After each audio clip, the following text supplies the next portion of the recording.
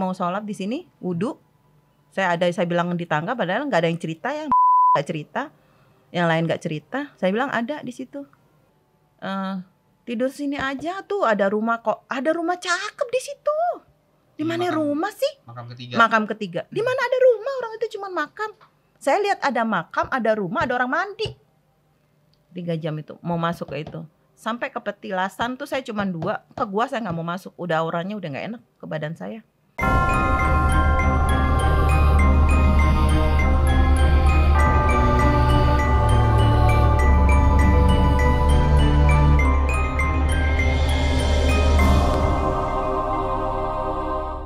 Mobil udah nggak karuan. Kayak wah udah supir aja sampai geleng-geleng gitu, maksudnya gila ya perjalanan cuman gini aja lama banget. Padahal pakai map. Masa mapnya gimana sih disasar-sasarin gitu? Nggak masuk akal. Nggak masuk akal bang. Nah itu saya bilang pas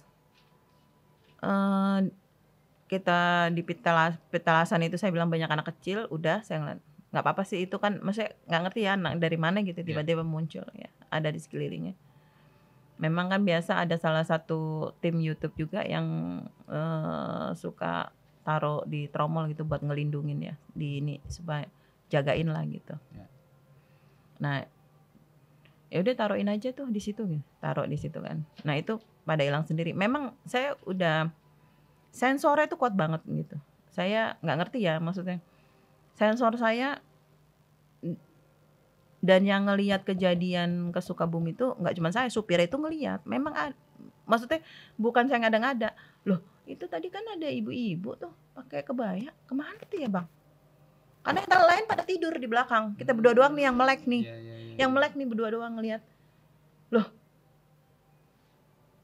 itu kemana gitu? Kok nggak ada gitu? Itu nyata loh, itu benar-benar nyata. Nah,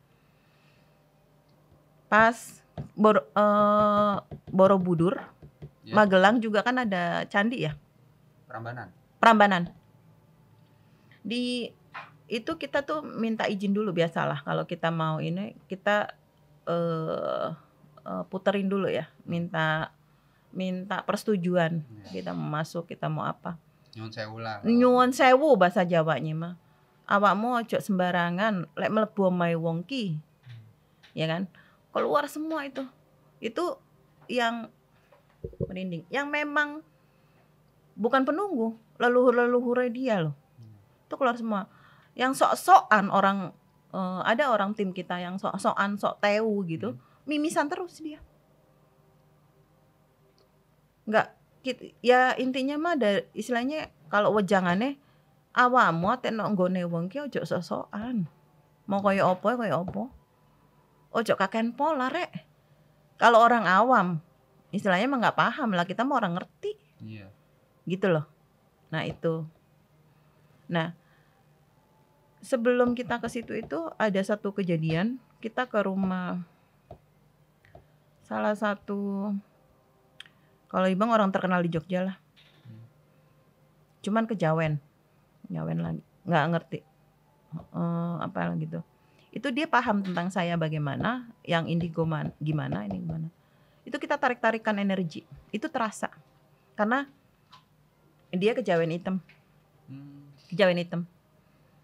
Itu sampai saya duduk nggak bisa gerak. Saya duduk sila, saya baca yang saya tahu, amalan saya. Dari dia juga nyerang, walaupun dia lagi ngobrol dia nyerang.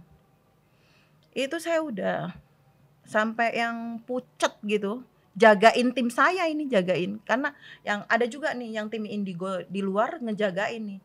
Sampai dibilang, "Mbak, keluar Mbak, jangan di dalam. Mbak, keluar." Narik saya supaya keserang itu, kerasa. Sosok yang nyerang kelihatan nggak sih, Pak? Kelihatan. Sosok yang nyerangnya kelihatan. Memang pas kita masuk ke rumahnya, di depan pintu, dia punya sebuah lukisan dan background warna merah, ternyata belakangnya itu kumpulan senjata kayak entah keris, entah apa disimpan dan memang ada penunggunya.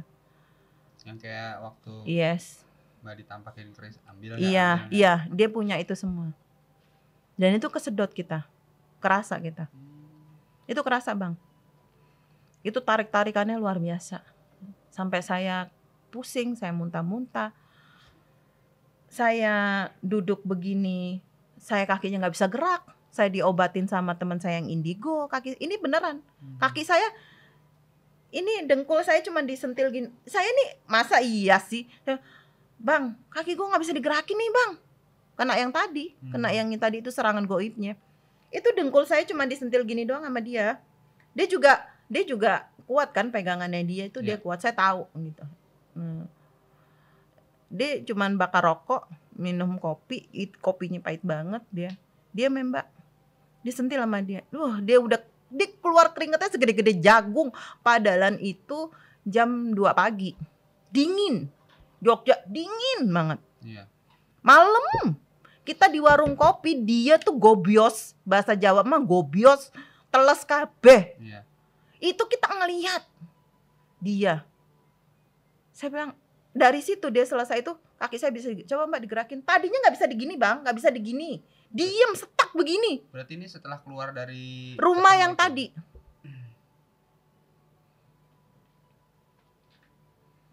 Lumayan, itu pengalaman yang saya rasain. Setelah dari situ mulai kita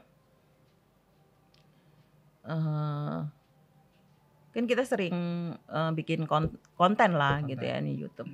Memang dibilang nyari duitnya sih enggak, cuman mengedukasi aja sih sama. Jadi gini, mau ngasih tahu ke orang awam atau alangan muda sekarang kan banyak yang anak-anak sok tahu ya, anak kecil gitu ya. Ikutnya lebih banyak. Yes. Ya. Kalau dia gawan, nggak apa-apa kalau gawannya bener. Kalau gawannya sama dia ditambahin tirakate tanpa ada bimbingan, ngawur sudah. Nyasar sudah bang. Loh, ya ada, emang sudah ada kejadian nyata. Salah satu di kita tuh ada kejadian nyata kayak gitu, emang ngawur. Gawan, maksudnya dia punya gawan bagus, padahal gawannya dari leluhurnya, tapi karena dia ngawur tirakatnya, akhirnya ya iya, dan nggak enak kalau dia nggak, kita bicara apa ya bahasanya, saya jadi nggak enak yang nyebutnya, mungkin ya emang nyata soalnya ada tumbalnya, mati orang sama dia. Berarti emang tumbal buat dikirim ke sono. Dan itu dia kalau sudah habis kayak gitu, sudah makan darah, cus duniawinya. Itu serius, itu nyata, itu kita ngelihat nyata, emang ada. Sebanyak ya mbak? Banyak bang, banyak itu.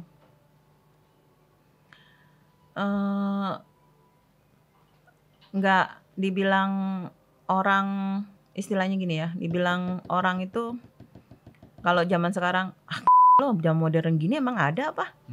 Wih, jangan tanya. Nggak usah jauh-jauh, saya kerja kemarin di salah satu istilahnya sebuah apartemen lah ya. Saya itu agak bentrok sama salah satu orang nomor 1 lah di situ. Dikatakan direktur lah. Orang itu dari Bali. Mungkin inget, saya tuh sakit sampai sebulan, hampir sebulan, nggak bisa bangun. Saya nggak bisa ngomong. Sebelum sakit, 1 minggu sebelum sakit, saya dibakar di atas kayu.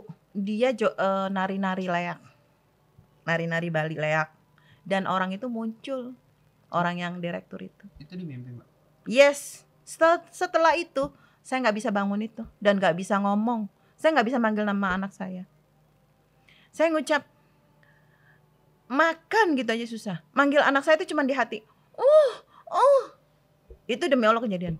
Tapi kan biasanya mbak, apa namanya? Maaf mbak, saya potong. Gua nih mau ngirim ke lu mbak, datengin misalnya lah mimpi. Biasanya kan diumpetin identitas yang Enggak, kalau saya bisa ngeliat itu, identitasnya nggak bakal bisa terumpetin kalau sama saya. Dia pikir dia bisa ngumpetin. Bagi saya enggak. Itu muncul. Jelas muncul. Saya itu sampai dibilang kantor itu diminta akhirnya dirawat ke Hermina. Karena ada BPJS, Bang. Saya ke Hermina. Pakai kursi roda, Abang bayangin. Dari rumah saya, keluarga saya semua udah, istilahnya adik saya semua udah ke rumah sakit dicek. Nggak ada sakitnya. Nggak ada apa, suruh pulang. Gimana mau dirawat? Tapi saya nggak bisa makan, nggak bisa duduk, nggak bisa ngomong.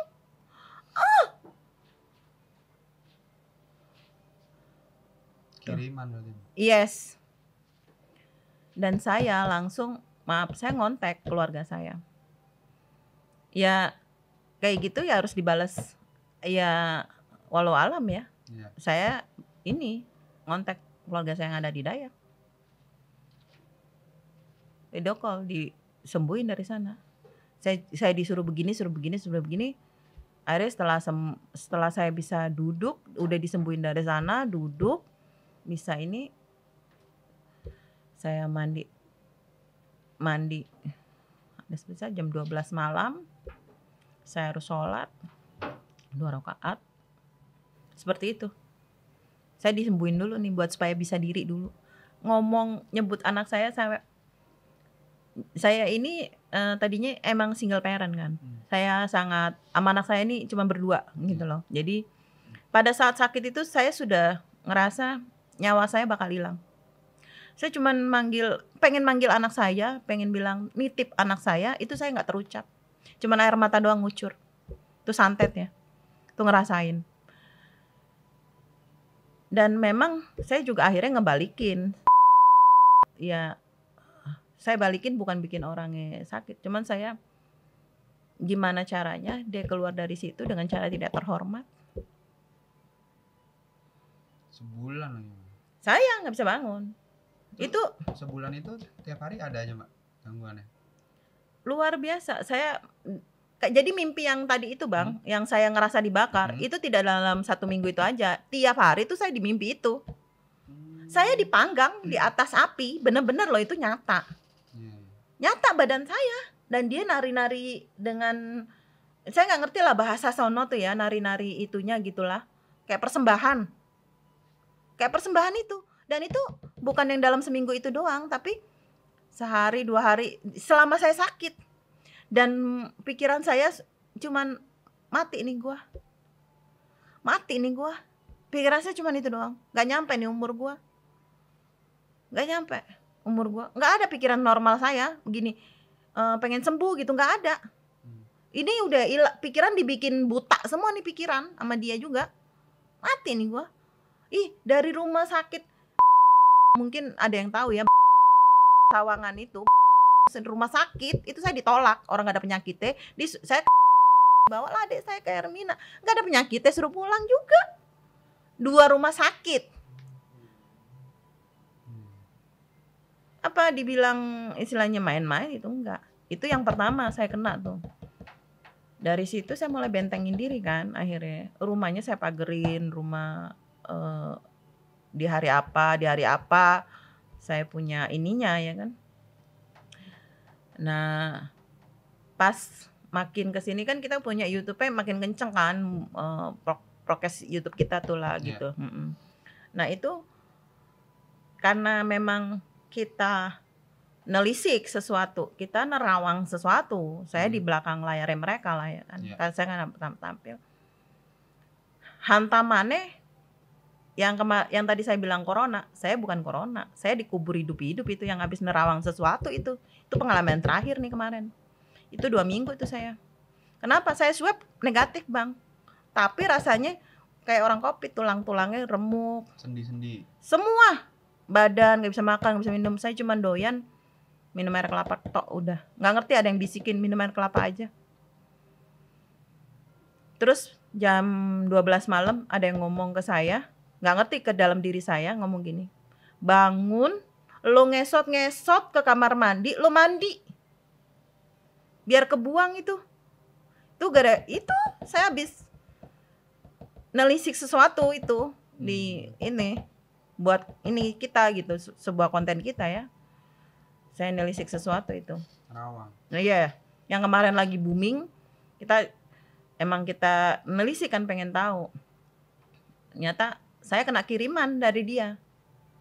Memang kena kiriman dari dia. Saya udah ngerasa anak saya dijogrokin kok di jendela itu betul itu kalau anak saya mah ngelihat. Anak saya mah bukannya bisa ngelihat, enggak. Bukan sensornya kuat, enggak. Anak saya juga, "Mama, kok di jendela ada yang ijo-ijo itu apaan sih, Mah?" Waduh, saya bilang. Berarti yang Mbak Aya terawang itu nggak terima. Banyak yang nggak terimanya sebenarnya sih Bang, kalau kayak gitu. Dan untungnya ya tadi kita saling backup lah ya. Yang saya bilang ada tim yang indigo itulah. Saya selalu berdua sama dia. Kayak sejarah. Kita nerawang sejarah. Sejarah kan harus masuk dimensi berapa lapis kan? Iya. Bukan lapis yang pertama loh yang dilihat. Salah. Berapa lapis lah yang kita lihat. Sejarah penggede umpamanya kayak gitu. Kenapa bisa dia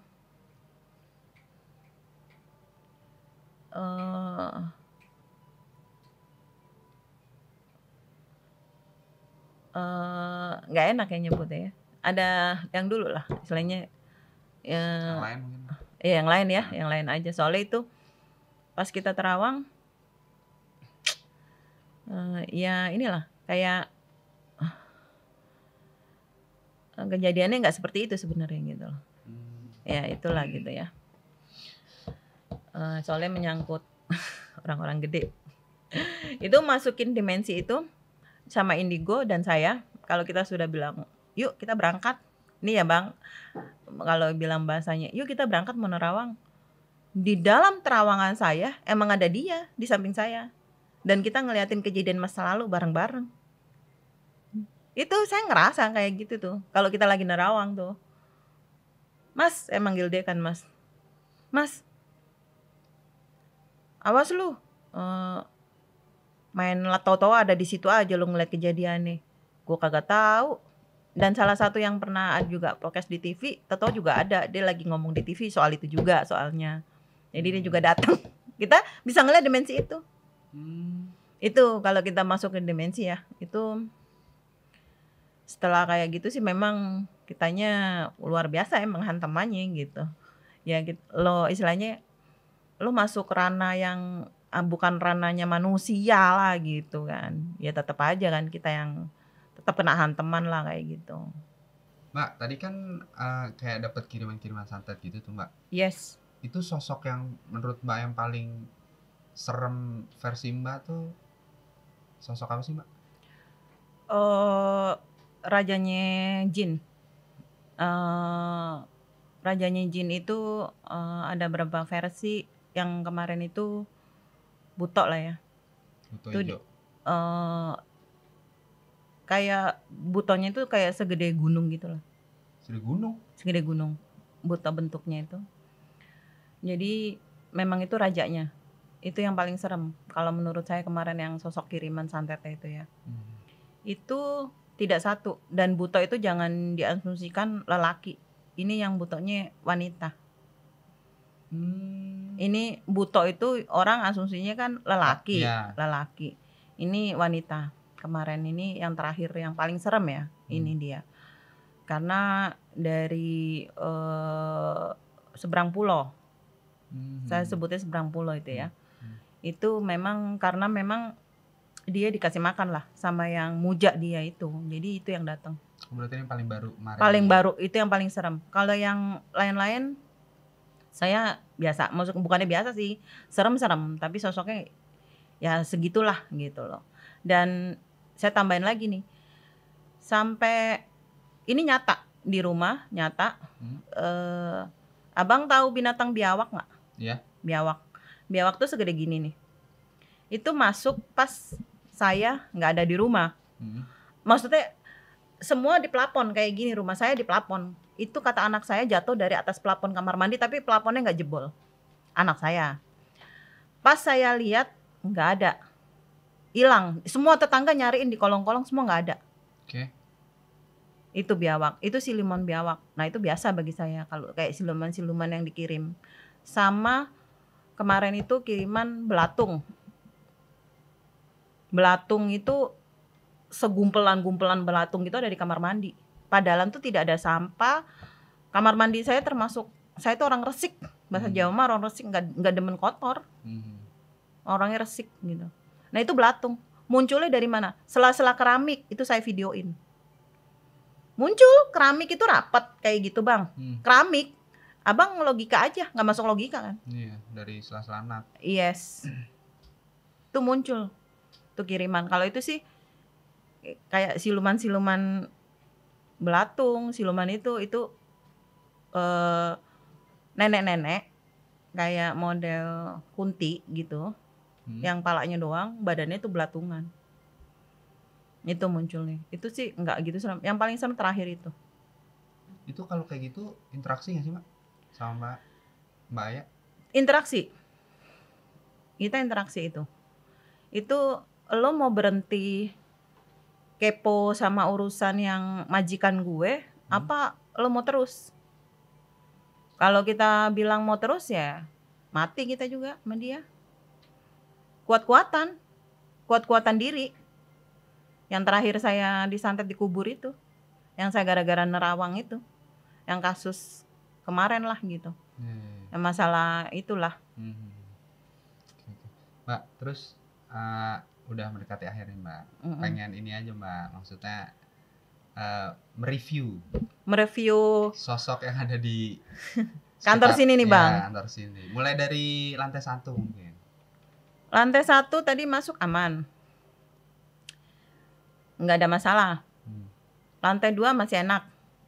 Lantai 3 tadi deket barang-barang. Apa tuh Mbak? Saya nggak ngerti itu ada barang-barang apa sebelah kiri. Yang sebelah kiri deket barang-barang situ. Itu jahil kalau itu. Itu sosoknya jahil. Apa itu, kunti atau? Kunti itu mah sosoknya full kunti. Bukan kepala doang ya.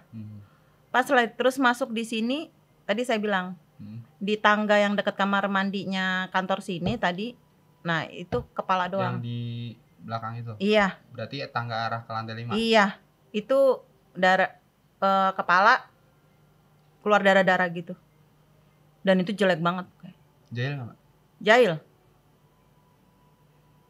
Dia yang ngerahin temen-temennya buat ngisengin. Kadang tuh kalau malam tuh Mbak, kayak misalnya kita lembur gitu, suka ada yang lari-lari Mbak di atas Mbak. Dia yang nyuruh. Dia punya pasukan. Berarti yang sosok itu. Bisa dibilang dia ketuanya nih. Dibilang ketuanya, cuman dia yang gerakin aja. Dia nggak seneng aja. Dia nggak seneng berisik, dia nggak seneng rame. Dia juga nggak seneng ada orang sholat. Makanya tadi saya mundur, saya sholatnya di situ tadi. Nggak seneng. Jahil. Ada apa lagi Mbak?